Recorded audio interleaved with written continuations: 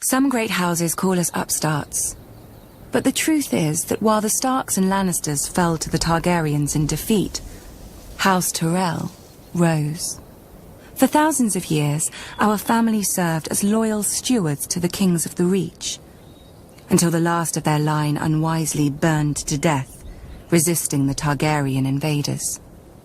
To save the Reach from a similar fate, we yielded the castle of Highgarden to Aegon and his sisters. In gratitude, the Targaryens gave House Tyrell dominion over the Reach, and we became lords of the castle in which, for generations, we had served. Under the Targaryen dynasty, Westeros prospered. Gone were the petty wars of 7 kingdoms and the endless thirst for minor glories that drove them. The Westerlands enriched the realm. The North guarded it, and the Reach and Riverlands fed it. This harmony is what Robert Baratheon shattered with his rebellion against Aerys Targaryen. When the call to arms came, though, we did not want to answer. The Reach is a gentle land, and honestly, the Mad King was not much loved. But we owed peace and status to his family.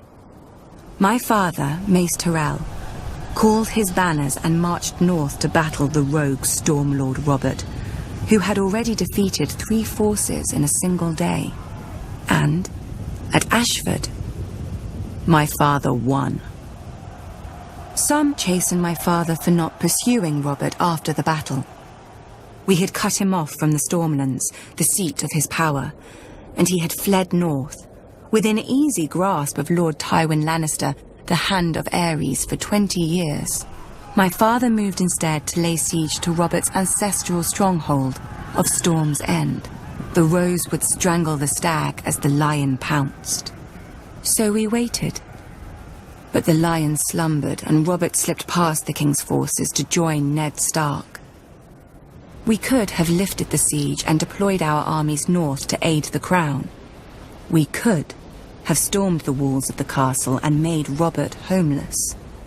But we had ample supplies, control of land and sea, and most of all, patience. Our siege would succeed, eventually, at little cost of life to us. If Robert prolonged the war with minor victories, our capture of Storm's End would hasten his downfall.